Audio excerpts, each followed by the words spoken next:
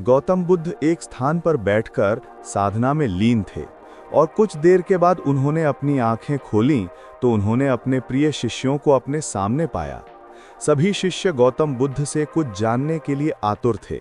तभी एक शिष्य ने आगे बढ़कर कहा, हम जानना चाहते हैं कि उपदेशों का वास्तविक मूल्य क्या होता है। शिष्यों को संबोधित करते हुए गौतम बुद्ध बोले कि ये आवश्यक नहीं कि कोई भी साधु संत पूर्ण व्याख्या करके ही उपदेश दे, बल्कि वो किसी भी कार्य अथवा इशारे द्वारा भी उपदेश का महत्व समझा सकता है। और इसी विषय में मैं तुम्हें एक कहानी सुनाता हूँ, ध्यान से सुनो। एक नगर में एक सेठ रहता था। उसके पास अपार धन संपदा थी और उसका व्यापार दूर दूर तक फैला हुआ था। एक दिन एक साधु उसके दरवाजे पर भिक्षा मांगने आया। तभी सेठ ने उसे भिक्षा दी और वो साधु जाने लगा तो सेठ ने उसे रोककर कहा, महाराज, मुझे कुछ उपदेश तो देते जाइए। साधु ने सेठ की तरफ देखा और बोला, हफ्ते भर बाद जब वापस आऊंगा तब उपदेश दूंगा। अपने वादे के अनुसार साधु फिर आया और सेठ उसी की राह देख रहा था। सेठ ने उसे देने के लिए तरह तरह के पकवान तैयार कर रखे थे। साधु ने उसके आगे अपना कमंडल कर दिया, लेकिन सेठ जैसे ही कुछ पकवान डालने लगा तभी उसका हाथ वहीं के वहीं रुक गया। सेठ बोला, महाराज, इसमें तो कूड़ा है। तो साधु ने प्रश्न भरी निगाह से उसकी तरफ देखा। तभी सेठ ने कहा, इसे साफ कर दीजिए। साधु ने उसे साफ कर दिया। सेठ ने उसमें खाने की चीजें डाल दी। जब भिक्षा लेकर साधु जाने लगा तब सेठ ने कहा, महाराज, आप तो जा रहे हैं और क्या आप भूल गए क्या, आज आपने मुझे उपदेश देने का वचन दिया था। साधु बोला, क्या तुम्हें उपदेश नहीं मिला? तो सुनो, मेरे कमंडल में कूड़ा था, तब तुमने उसमें खाने की चीजें नहीं डाली, बल्कि तुमने उसे साफ करवा लिया। इसी तरह तुम्हारे अंदर काम, क्रोध, लोभ और मोह आदि न जाने कितनी बुराइयां भरी पड़ी हैं। पहले उन्हें साफ करो, तब तुम कुछ पा सकोगे। सेठ को साधु के उपदेश का महत्व समझ आया और उसने उसे अपने जीवन में ढालने का निर्णय लिया। साधु के जाने के बाद सेठ वहीं खड़ा रहा, मानो किसी गहरी सोच में डूब गया हो। उसके मन में साधु के शब्द गूंज रहे थे, पहले उन्हें साफ करो, तब तुम कुछ पा सकोगे। यह वाक्य उसके हृदय में किसी तीर की तरह चुभ गया था। वह धीरे धीरे अपने घर के अंदर गया और एक कोने में बैठ गया। उस रात सेठ को नींद नहीं आई। वह बार बार अपने जीवन के पन्ने पलटने लगा। उसे याद आया कि कैसे उसने धन कमाने के लालच में कितने लोगों को धोखा दिया था, कैसे उसने अपने ही भाइयों को उनके हिस्से की संपत्ति से वंचित कर दिया था, कैसे उसने गरीबों से भारी ब्याज पर कर्ज दिया और फिर उनकी जमीनें छीन ली थीं, कैसे उसने क्रोध में आकर अपने नौकरों को बेरहमी से मारा था, और कैसे उसने अपनी पत्नी और बच्चों को भी कभी प्यार और सम्मान नहीं दिया था। सुबह होते ही सेठ उठा और उसने अपने जीवन को बदलने का संकल्प लिया, लेकिन यह आसान नहीं था। जब उसने अपने व्यापार में ईमानदारी लाने की कोशिश की तो उसके साथी व्यापारी उसका मजाक उड़ाने लगे। जब उसने अपने नौकरों से प्यार से बात करने की कोशिश की तो उन्हें विश्वास ही नहीं हुआ। जब उसने गरीबों को माफ करने और उनकी जमीनें वापस करने का फैसला लिया तो उसके अपने परिवार के लोगों ने उसे पागल करार दे दिया। एक दिन सेठ की पत्नी ने उससे पूछा, आपको क्या हो गया है? आप इतने बदल क्यों गए हैं? क्या आप बीमार हैं? सेठ ने गहरी सांस ली और कहा, नहीं, मैं बीमार नहीं हूं, बल्कि मैं अब तक बीमार था और अब स्वस्थ हो रहा हूं। मैंने अपने जीवन में सिर्फ धन इकट्ठा किया है, लेकिन मैंने अपने मन को कूड़े से भर दिया है। अब मैं उस कूड़े को साफ करना चाहता हूं। पत्नी को उसकी बात समझ नहीं आई, लेकिन वह चुप रही। सेठ ने अगले कुछ महीनों में अपने जीवन में बहुत बदलाव किए। उसने उन सभी लोगों से माफी मांगी जिन्हें उसने ठगा था। उसने गरीबों को उनकी जमीनें वापस कर दी। उसने अपने नौकरों की तनख्वाहें बढ़ा दी और उनके साथ सम्मान से पेश आने लगा। उसने अपने भाइयों को उनका हिस्सा देने का प्रयास किया, लेकिन वे इतने नाराज थे कि उन्होंने उससे बात तक नहीं की। ये सब करते हुए सेठ को बहुत कठिनाइयों का सामना करना पड़ा। कई रातों को वो सोचता था कि क्या वो सही कर रहा है, क्या उसे अपने पुराने जीवन में वापस नहीं लौट जाना चाहिए। लेकिन हर बार साधु के वे शब्द उसे याद आते थे, पहले उन्हें साफ करो, तब तुम कुछ पा सकोगे। एक दिन सेठ के व्यापार में भारी घाटा हो गया। उसके एक साझेदार ने उसे धोखा दे दिया और बहुत सारा धन लेकर भाग गया। सेठ के परिवार वाले और मित्र कहने लगे, देखा, यही होता है, जब आप अच्छे बनने की कोशिश करते हैं, इस दुनिया में सिर्फ चालाक और कठोर लोग ही सफल होते हैं। लेकिन सेठ विचलित नहीं हुआ। उसने कहा, धन आता है और जाता है, लेकिन मन की शांति और आत्मा की पवित्रता सबसे बड़ा धन है। धीरे धीरे सेठ के जीवन में एक अलग तरह का परिवर्तन आने लगा। उसे अब धन इकट्ठा करने में वो आनंद नहीं मिलता था जो पहले मिलता था, बल्कि अब उसे दूसरों की मदद करने में और अपने मन को शुद्ध करने में ज्यादा खुशी मिलती थी। उसकी पत्नी और बच्चे भी धीरे धीरे उसके बदलाव को समझने लगे। उन्होंने देखा कि पहले जो सेठ हमेशा गुस्से में और तनाव में रहता था, वो अब शांत और प्रसन्न रहने लगा है। लगभग 1 साल बीत गया। एक दिन फिर वही साधु सेठ के दरवाजे पर आया। सेठ ने उसे देखते ही पहचान लिया और दौड़कर उसके पैर छू लिए। उसकी आंखों में आंसू थे। वो बोला, महाराज, आपने मेरा जीवन बदल दिया। आपके उस एक इशारे ने मुझे वो सिखा दिया जो हजारों किताबें नहीं सिखा सकती थीं।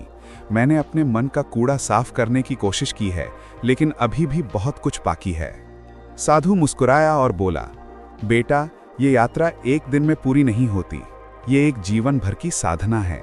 तुमने जो शुरुआत की है वो बहुत महत्वपूर्ण है, लेकिन याद रखो, मन को साफ करना एक निरंतर प्रक्रिया है। हर दिन नए विचार, नई भावनाएं आती हैं। कुछ अच्छी होती हैं, कुछ बुरी। तुम्हें हर दिन अपने मन को देखना होगा और उसे साफ करना होगा। सेठ ने पूछा, लेकिन महाराज, कैसे? मैं कैसे जान सकता हूं कि मेरा मन साफ हो रहा है या नहीं? साधु ने कहा, यह बहुत सरल है। जब तुम्हारे मन में किसी के प्रति द्वेष नहीं होगा, जब तुम्हें दूसरों की सफलता से ईर्ष्या नहीं होगी, जब तुम बिना किसी स्वार्थ के दूसरों की मदद करोगे, जब तुम्हें अपने धन और संपत्ति से कोई मोह नहीं होगा, जब तुम हर परिस्थिति में शांत रहोगे, तब समझ लेना कि तुम्हारा मन साफ हो रहा है। सेठ ने गहरी सांस ली और कहा, यह तो बहुत कठिन है महाराज। साधु हंसा और बोला, हाँ, कठिन तो है, लेकिन असंभव नहीं। और जो इस रास्ते पर चलता है, उसे ही असली सुख और शांति मिलती है। धन, संपत्ति, पद, प्रतिष्ठा, ये सब अस्थायी हैं, लेकिन मन की शुद्धता और आत्मा की शांति स्थायी है। यही वो धन है जो कभी नष्ट नहीं होता। सेठ ने साधु से आग्रह किया कि वो कुछ दिन उसके घर में रुके, लेकिन साधु ने मना कर दिया। वो बोला, मेरा काम बीज बोना है, उसे उगाना और पालना तुम्हारा काम है। मैं तो एक यात्री हूं, मुझे अभी और भी बहुत से लोगों को जगाना है। इतना कहकर साधु चल दिया। सेठ अपने घर के अंदर गया और उसने एक निर्णय लिया। उसने अपने परिवार को इकट्ठा किया और कहा, मैं अपनी संपत्ति का आधा हिस्सा गरीबों में बांट दूंगा। मैं एक धर्मशाला बनवाऊंगा जहां गरीब यात्री मुफ्त में रुक सकें। मैं एक विद्यालय खुलवाऊंगा जहां गरीब बच्चे मुफ्त में पढ़ सकें। मैं एक चिकित्सालय भी खुलवाऊंगा जहां गरीबों का मुफ्त इलाज होता था। धीरे धीरे सेठ की प्रसिद्धि दूर दूर तक फैल गई। लोग उसे एक दयालु और परोपकारी व्यक्ति के रूप में जानने लगे। लेकिन सेठ को इस प्रसिद्धि से कोई मतलब नहीं था। वो तो बस अपने मन को साफ करने और दूसरों की सेवा करने में लगा रहता था। एक दिन एक युवक सेठ के पास आया। वो बहुत परेशान लग रहा था। उसने कहा, सेठ जी, मैंने आपके बारे में बहुत सुना है। मैं भी अपने जीवन से बहुत दुखी हूँ। मेरे पास धन है, लेकिन शांति नहीं। मैं हमेशा तनाव में रहता हूँ। कृपया मुझे बताइए कि मैं कैसे शांति पा सकता हूँ। सेठ ने उस युवक को अपने पास बिठाया और कहा, बेटा, मैं तुम्हें एक कहानी सुनाता हूँ।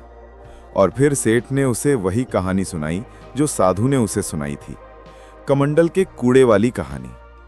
युवक ध्यान से सुनता रहा और फिर उसकी आंखों में समझ का प्रकाश आया।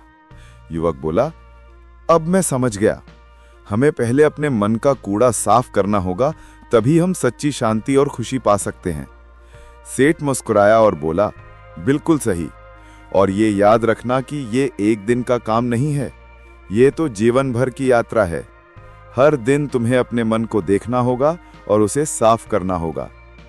उस दिन के बाद सेठ के पास रोज कोई ना कोई आने लगा, सलाह लेने के लिए, उपदेश सुनने के लिए। और सेठ सबको वही कमंडल वाली कहानी सुनाता था। वो कहता था, ये कहानी एक साधु ने मुझे सुनाई थी और इसने मेरा जीवन बदल दिया। अब मैं इसे तुम्हें सुना रहा हूं, शायद ये तुम्हारा जीवन भी बदल दे। कई साल बीत गए। सेठ अब बूढ़ा हो गया था। उसके बाल सफेद हो गए थे, लेकिन उसके चेहरे पर वो तेज था जो किसी संत के चेहरे पर होता है। एक दिन वो साधु फिर आया। अब वो भी बहुत बूढ़ा हो गया था। सेठ ने उसे देखा तो उसकी आंखों में आंसू आ गए। वो बोला, महाराज, आप आ गए। मैं रोज आपकी राह देखता था। साधु ने सेठ को देखा और मुस्कुराया। वो बोला, मैं देख रहा हूं कि तुमने अपना कमंडल साफ कर लिया है। अब तुम्हारे मन में कोई कूड़ा नहीं है। अब तुम भी दूसरों को उपदेश दे सकते हो। अब तुम भी उस ज्ञान के प्रकाश को फैला सकते हो जो मैंने तुम्हें दिया था। सेठ ने कहा, महाराज, मैं तो अभी भी सीख रहा हूं। मुझे अभी भी बहुत कुछ सीखना है। साधु ने कहा, यही तो सच्चे ज्ञानी की निशानी है। जो ये मानता है कि उसे अभी बहुत कुछ सीखना है, वही सच्चा ज्ञानी है।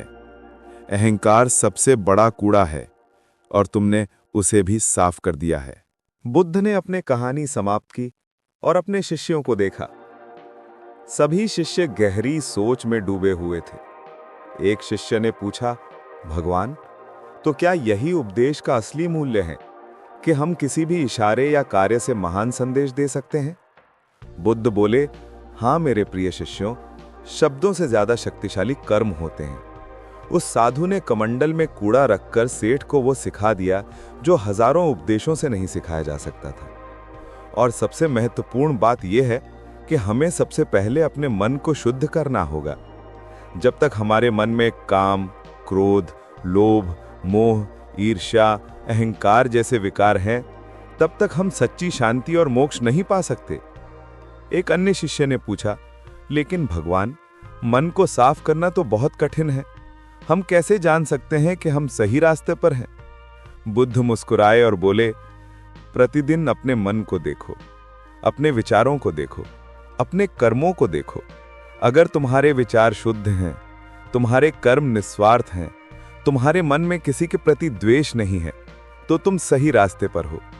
और ये याद रखो कि ये यात्रा कभी समाप्त नहीं होती। हमें हर दिन, हर पल अपने मन को साफ करना होता है। सभी शिष्यों को बुद्ध के शब्दों का गहरा अर्थ समझ आया। वे सब गहरी सोच में डूब गए और उस दिन से उन सभी ने अपने अपने मन को शुद्ध करने की साधना शुरू कर दी, ठीक वैसे ही जैसे उस कहानी के सेठ ने की थी।